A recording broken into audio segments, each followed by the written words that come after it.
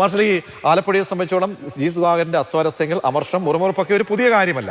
പക്ഷേ അതൊരു തീക്ഷ്ണമായിട്ടുള്ള വളരെ മൂർച്ചയേറിയ ഒരു സ്വരത്തിലേക്ക് എത്തുന്നു എന്നാണ് നമ്മൾ ഇന്ന് കണ്ടത്. ഇന്നത്തെ ഒരു മാധ്യമങ്ങളോട് സംസാരിച്ചപ്പോൾ അത് പ്രത്യേകിച്ച് എ കെ ബാലനെ മുൻനിർത്തിയുള്ള ഒരു പ്രതികരണം വരുമ്പോൾ, എ കെ ബാലനും മുതിർന്ന നേതാവാണ്, മുൻ മന്ത്രിയാണ്, സംസ്ഥാന സെക്രട്ടേറിയറ്റ് അംഗം, കേന്ദ്ര കമ്മിറ്റി അംഗമായിട്ടൊക്കെ പ്രവർത്തിച്ച പ്രധാനപ്പെട്ട നേതാവ് ജി സുധാകരൻ, രണ്ടുപേരും ഒരു അസ്വരത്തിലേക്ക് വരുമ്പോൾ പിന്നാലെ വരുന്ന പ്രതികരണങ്ങൾ, ഒന്ന് ജില്ലാ സെക്രട്ടറി ആയിട്ടും പിന്നീട് MLA ആയിട്ടുള്ള H സലാമിൻ്റെയും പ്രതികരണമാണ് വരുന്നത്. ഇത് എങ്ങോട്ടാണ് ഇന്നത്തെ പ്രതികരണങ്ങളും ഈ തുറന്നു പറച്ചിലുമൊക്കെ മുന്നോട്ട് പോകുന്നത് വിലയിരുത്തിയാൽ? 2016 ഒരു മന്ത്രിസഭാ യോഗം ഒരു മന്ത്രിസഭ ഉണ്ടാകുന്നു. അതിനുശേഷം പിണറായി സർക്കാർ രണ്ടാമത് വരികയാണ്. അപ്പോൾ ആ 2016 8 മന്ത്രിമാരാണ് രണ്ടാം ഘട്ടത്തിലില്ലാത്ത. അതിൽ ഒഴിവായിപ്പോയ ആളാണ് ജി സുധാകരൻ. പിന്നീട് അദ്ദേഹത്തിന് അമ്പലപ്പുഴയിൽ പാർട്ടി സീറ്റ് കൊടുത്തുമില്ല. ഒരു ധാരണയുടെ പുറത്തായിരുന്നു. അന്നു മുതൽ തന്നെ അദ്ദേഹം അസംതൃപ്തനാണ്. അത് പിന്നീട് നടന്നിട്ടുള്ള ഒരുപാട് പരിപാടികളിലുമൊക്കെ അദ്ദേഹത്തിൻ്റെ അസംതൃപ്തി പാർട്ടിക്കും ബോധ്യമായിട്ടുള്ളതാണ്.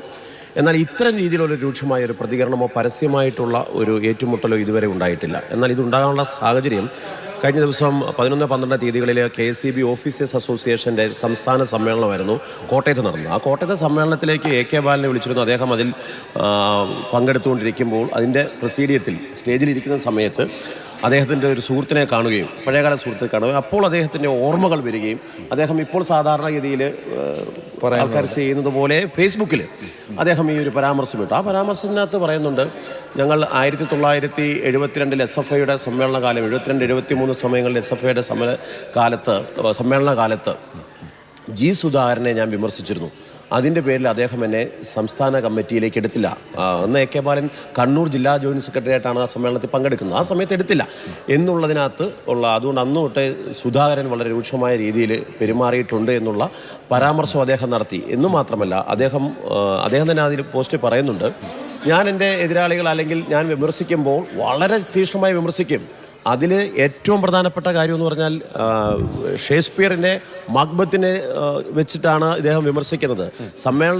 പ്രതിനിധി സമ്മേളനത്തിൽ അവതരിപ്പിച്ച റിപ്പോർട്ടിൽ പലയിടത്തും അന്നത്തെ സെക്രട്ടറി ആയിരുന്ന ജി സുധാകരൻ്റെ പേര് പലയിടത്തും വന്നു. അത് ഷേക്സ്പിയറിൻ്റെ മക്ബത്തിൽ പലയിടത്തും ബ്ലഡി എന്നുള്ള വാക്കുണ്ട് എന്ന് പറഞ്ഞ പോലെ ഇദ്ദേഹത്തിൻ്റെ വാക്കുണ്ട് എന്ന് പറഞ്ഞപ്പോൾ അത് ജി സുധാകരന് പ്രശ്നമായി. അദ്ദേഹം തിരിച്ച് ലേഡി മക്ബത്താണ് എന്ന് പറഞ്ഞ് തിരിച്ചടിക്കുകയും ചെയ്തു. ഈ ഓർമ്മ പങ്കുവെച്ചെടുത്തതിനകത്ത് ജി സുധാകരൻ ഒരു മാറ്റവുമില്ല എന്നൊരു പരാമർശമുണ്ട്. അതാണ് സ്വാഭാവികമായിട്ടും ജി സുധാകരൻ ഇന്ന് പ്രകോപിപ്പിക്കുക. അദ്ദേഹം തിരിച്ചു പറയുകയും ചെയ്തു. ഇത് അങ്ങോട്ടും ഇങ്ങോട്ടും പ്രകോപനം നടക്കുമ്പോൾ പ്രതിസന്ധിയിലാകുന്നത് പാർട്ടി നേതൃത്വമാണ്. ഒരു കാര്യം കൂടി ചോദിക്കട്ടെ, അതായത് ഇപ്പോൾ അസ്വാരസ്യങ്ങൾ വരികയും പലരും ഒരുപക്ഷെ ജി സുധാകരൻ എന്ന് പറയുന്ന ഒരു രാഷ്ട്രീയ നേതാവ്, അദ്ദേഹം ഈ വീട്ടിലേക്ക് ഒതുങ്ങിയ ശേഷം സജീവ രാഷ്ട്രീയത്തിൽ നിന്ന് പിൻവാങ്ങുന്ന ഒരു ശേഷം അദ്ദേഹം പല വേദികളിൽ പ്രത്യക്ഷപ്പെട്ടു. കോൺഗ്രസിൻ്റെതായിട്ടുള്ള സെമിനാറുകൾ, അല്ലെങ്കിൽ ഹൈന്ദവ അല്ലെങ്കിൽ അങ്ങനെയുള്ള നേതാക്കന്മാരൊക്കെ അദ്ദേഹത്തെ അങ്ങനെ ആ ഒരു കൂടിക്കാഴ്ചകൾ. അതിനുശേഷം സൈബറിടങ്ങളിൽ ഇദ്ദേഹത്തെ, ഈ മുതിർന്ന നേതാവിനെ, CPM-ന്റെ മുൻ മന്ത്രി, ഒരുപാട് കാലം ഒരു രക്തസാക്ഷി കുടുംബം ആലോചിച്ച് നോക്കണം, അങ്ങനെയുള്ള നേതാവിനെ സൈബറിടങ്ങളിൽ വല്ലാത്ത രീതിയിൽ വലിച്ചിഴച്ചുകൊണ്ട് തെറ്റായ രീതിയിൽ ഇദ്ദേഹത്തെ കൊത്തിവലിച്ച ചില കടന്നൽ കൂട്ടങ്ങൾ എന്ന് നമ്മൾ പ്രയോഗിക്കുന്ന പോലെ ഒരു വിഭാഗം ഉണ്ടായിട്ടുണ്ട്. ഇതൊക്കെ അദ്ദേഹത്തിനൊരു വേദന സ്വാഭാവികമായി ഉണ്ടാക്കാൻ ഇടയാക്കിയിട്ടുണ്ടോ? തീർച്ചയായിട്ടും ഉണ്ട്. അതായത് ജി സുധാകരൻ എന്ന നേതാവിനെ നമ്മൾ അളന്നിടേണ്ടത്, അദ്ദേഹം അതീവ കർക്കശക്കാരനായ ഒരു കമ്മ്യൂണിസ്റ്റാണ് അദ്ദേഹം. അതുകൊണ്ട് തന്നെ അദ്ദേഹം ഉറപ്പിച്ച് പറയുന്നുണ്ട്, ഞാൻ 5 പൈസ വാങ്ങിയിട്ടില്ല, ഞാൻ അന്നും ഇങ്ങനെയാണ് ഇന്നും ഇങ്ങനെയാണ്, എൻ്റെ കുടുംബത്തിൽ നിന്ന് ചോര വീണ്ടുണ്ട്. സഖാവ് ജി ഭുവനേശ്വരൻ അദ്ദേഹം പന്തളം കോളേജിൽ പഠിക്കുന്ന സമയത്താണ് SFIയുടെ രക്തസാക്ഷിയാകുന്നത്. SFIയുടെ ഒരു മുദ്രാവാക്യം തന്നെയുണ്ട്, അത് ഏറ്റവും രാജാ ഭുവന സെയ്താലി എന്നാണ്. അതിൽ ഈ ഭുവന എന്ന് കിടക്കുന്നത് ജി സുധാകരൻ്റെ അനുജൻ്റെ പേരിലാണ് ആ മുദ്രാവാക്യം തന്നെ. SFIയിൽ എല്ലാ കാലങ്ങളിലും 72 മുതൽ മുദ്രാവാക്യം വിളിക്കുന്നവരെല്ലാം തന്നെ വിളിച്ചു പോകുന്ന മുദ്രാവാക്യങ്ങളിൽ ഏറ്റവും പ്രധാനപ്പെട്ട ഒരു മുദ്രാവാക്യമാണ് രാജാ ഭുവന സെയ്താലി. അപ്പോൾ ഈ ഭുവനേശ്വരൻ്റെ കുടുംബത്തിൽ നിന്നുള്ള ഒരാളാണ്. അപ്പോൾ അദ്ദേഹത്തിന് ഈ പാർട്ടിയുമായിട്ടുള്ള ബന്ധം അതിഭീകരം. അദ്ദേഹം പറയുന്നുണ്ട്, ഞാൻ പാർട്ടിയുമായി ചേർന്ന് നടക്കുകയല്ല, ഞാൻ പാർട്ടിക്കുള്ളിലാണ് നിൽക്കുന്നത്, അതുകൊണ്ട് എന്നെ എതിർക്കാൻ വേണ്ടി ശ്രമിക്കേണ്ട, എന്നോട് മത്സരിച്ചാൽ തോറ്റുപോകും. സുധാകരനെ വിമർശിക്കാനൊന്നും ഈ പറയുന്ന ഇപ്പോഴത്തെ ഈ വലിച്ചു കീറുന്ന അല്ലെങ്കിൽ ഈ ചില സഖാക്കൾ എന്ന പേരിൽ അല്ലെങ്കിൽ ശരിയല്ല. അങ്ങനെ ചെയ്യുന്നവർക്കുള്ള മറുപടിയാണ് അദ്ദേഹം പറയുന്നത്.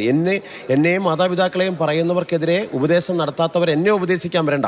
അത് പ്രത്യേകിച്ച് സജി ചെറിയാനായാലും നാസറായാലും ഇവരെല്ലാം തന്നെ അദ്ദേഹത്തിന്റെ കാലഘട്ടത്തിൽ വിദ്യാർത്ഥി നേതാക്കളായിരുന്നവരാണ്. സ്വാഭാവികമായും അദ്ദേഹത്തിന് അത് പറയുകയും ചെയ്യാം. ജി സുധാകരൻ എന്ന നേതാവ് സജി ചെറിയാൻ വളർന്നിട്ടില്ല എന്ന് അദ്ദേഹം സ്ട്രെസ് ചെയ്ത് പറയണമെങ്കിൽ എന്തായിരിക്കും? അതായത് സജി ചെറിയാൻ വളർന്നിട്ടില്ല, എന്നോട് ഫൈറ്റ് ചെയ്തവരാരും വിജയിച്ചിട്ടില്ല എന്നുകൂടിയാണ് അദ്ദേഹം പറയുന്നത്. അത് എന്തിന്റെ ഓർമ്മപ്പെടുത്തലാണ്? അദ്ദേഹത്തിന്റെ സ്വാഭാവികമായിട്ടും ഒരു കാലഘട്ടത്തിൽ CPM-ൽ ഗ്രൂപ്പ് സമവാക്യങ്ങൾ നിലനിൽക്കുന്ന ഒരു സമയമുണ്ടായിരുന്നല്ലോ. ആ വിഭാഗീയതയുടെ കാലഘട്ടത്തിൽ ആദ്യം VS-നൊപ്പം പിന്നീട് ഔദ്യോഗിക പക്ഷത്തിനൊപ്പം മാറിയ ആളാണ് ജി സുധാകരൻ. അദ്ദേഹത്തിന് തന്നെ അദ്ദേഹത്തിന്റെ നിലപാടുകൾ അദ്ദേഹത്തിന് മാറ്റി. അദ്ദേഹം പറഞ്ഞൊരു വാക്ക് ശ്രദ്ധേയമാണ്. നമ്മൾ രണ്ട് കാലിൽ ഇങ്ങനെ നിൽക്കുന്നു, ഒരു കാല് കഴിക്കുമ്പോൾ നമ്മൾ എന്ത് ചെയ്യും, മറ്റേ കാല് കുത്തില്ലേ എന്ന് ഒരു സമ്മേളനത്തിൽ അദ്ദേഹം പറഞ്ഞിട്ടുണ്ട്. അപ്പോൾ സ്വാഭാവികമായിട്ടും ജി സുധാകരൻ്റെ ആ നിലപാട് മാറ്റും. പിന്നീട് പാർട്ടി ഒരു നയം രൂപീകരിക്കുന്നു, 2 തവണയായവർ പിന്നീട് ആകണ്ടായില്ലെന്ന് പറയുന്നു, അങ്ങനെ അദ്ദേഹത്തെ മാറ്റും. പക്ഷെ അത് ഉൾക്കൊള്ളാൻ അദ്ദേഹത്തിന് സാധിച്ചിട്ടില്ല എന്നുള്ളതിൻ്റെ ഒരു പ്രശ്നം ഇപ്പോഴുമുണ്ട്. അതിൻ്റെ പ്രതിഫലനം വരാൻ പോകുന്നത് ഇനിയും പാർട്ടി നേതൃത്വത്തിനാണ്.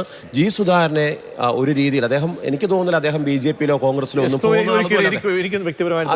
ആലപ്പുഴയിലെ പാർട്ടിയിലെ പ്രശ്നം കാരണം അദ്ദേഹത്തെ മാറ്റി നിർത്താവുന്ന കരുതിയാലും നടക്കില്ല. കാരണം പുന്നപ്ര വയലാർ വാർഷിക ദിനത്തിൽ അദ്ദേഹം എല്ലാവരും പോയി കഴിഞ്ഞപ്പോൾ ഓട്ടോ പിടിച്ചു വന്നു, അവിടെ എല്ലാവരും ഉണ്ടായിരുന്നു, അവർ പോയി കഴിഞ്ഞപ്പോൾ ഓട്ടോ. അപ്പോൾ അദ്ദേഹത്തിൻ്റെ ഏറ്റവും വലിയ പ്രശ്നം ഏറ്റവും ഒടുവിൽ അദ്ദേഹം കൂടി ചേർന്ന് നിർമ്മിച്ച നാൽപ്പാലത്തിൻ്റെ ഉദ്ഘാടനത്തിന് പോലും അദ്ദേഹത്തെ പാർട്ടി ക്ഷണിച്ചില്ല എന്നുള്ളതാണ്. ഒരു കാര്യം കൂടി പറഞ്ഞു സനമേ, ഈ സ്റ്റേറ്റ്മെന്റ് ആരെങ്കിലും സംസ്ഥാന നേതാക്കളോ അല്ലെങ്കിൽ സംസ്ഥാന സെക്രട്ടേറിയറ്റ് അംഗങ്ങളോ കേന്ദ്ര കമ്മിറ്റി അംഗങ്ങളോ ആരെങ്കിലും ഓൺ ചെയ്യാനുള്ള സാധ്യതയുണ്ടോ പ്രതികരണം എടുത്താൽ പോലും? സ്വാഭാവികമായിട്ടും ഇത് ഓൺ ചെയ്യേണ്ടി വരും. കാരണം പ്രത്യേകിച്ച് AK ബാലനും ഇതിനകത്തൊരു വിശദീകരണം തരികയും മന്ത്രി സജി ചെറിയാനെതിരെ വളരെ രൂക്ഷമായ ഭാഷയിൽ ഇന്ന് ജി സുധാകരൻ പറയുകയും ചെയ്ത സ്ഥിതിക്ക് ഇതിന് മറുപടി പറയാൻ പാർട്ടി നേതൃത്വത്തിന് ചുമതലയുണ്ട്. മറ്റൊന്ന് H സലാം അമ്പലപ്പുഴയെ മത്സരിക്കുന്ന സമയത്ത് അദ്ദേഹത്തിന് വേണ്ടി ജി സുധാകരൻ പ്രവർത്തിച്ചില്ല എന്നുള്ളതാണ് അദ്ദേഹത്തിന്റെ പരാതി. അതിനുശേഷം ഒരു വാർത്താ സമ്മേളനത്തിൽ ജി സുധാകരൻ പറഞ്ഞിരുന്നു, ഞാൻ എത്ര സമ്മേളനങ്ങളിൽ പങ്കെടുത്തു, എത്ര പാർട്ടി യോഗങ്ങളിൽ പങ്കെടുത്തു, എത്ര സ്വീകരണ യോഗങ്ങളിൽ പങ്കെടുത്തു, സ്ഥാനാർത്ഥിക്ക് വേണ്ടി ഞാൻ ഓടി നടന്നു, എന്നെപ്പോലെ പ്രവർത്തിച്ച ആരുമില്ല എന്ന് പറഞ്ഞു. ഇങ്ങനൊരു വിശദീകരണം കൊടുക്കുകയും അദ്ദേഹം ജയിക്കുകയും ചെയ്തു. സലാം ജയിച്ചതിന് ശേഷം പിന്നെ എന്തിനാണ് നടപടി എന്നാണ് അദ്ദേഹം ചോദിക്കുന്നത്. അത് എളമരം കരീമിന്റെ റിപ്പോർട്ടായിരുന്നു. കരീമിനെ അദ്ദേഹം പറയുന്നുണ്ട്, എളമരം കുറെ ഇളക്കി നോക്കി നടക്കില്ല എന്ന് പറയുന്നത്. അപ്പോൾ ഇത്തരം പരാമർശങ്ങൾ വരുമ്പോൾ സ്വാഭാവികമായിട്ടും ഒരു വിശദീകരണം നൽകിയില്ലെങ്കിൽ ആലപ്പുഴയിൽ നിൽക്കുന്ന ഈ ഒരു തർക്കം സജി ചെറിയാനും തെരഞ്ഞെടുപ്പിൽ അത് തിരിച്ചടിക്കാനും സാധ്യത. തീർച്ചയായും. അപ്പോൾ ഈ ഓർമ്മപ്പെടുത്തൽ ജി സുധാകരൻ നടത്തുമ്പോൾ കട്ടയ്ക്കും പറയുന്നുണ്ട്, ഒളിയമ്പും അദ്ദേഹം ചെയ്യുന്നുണ്ട്.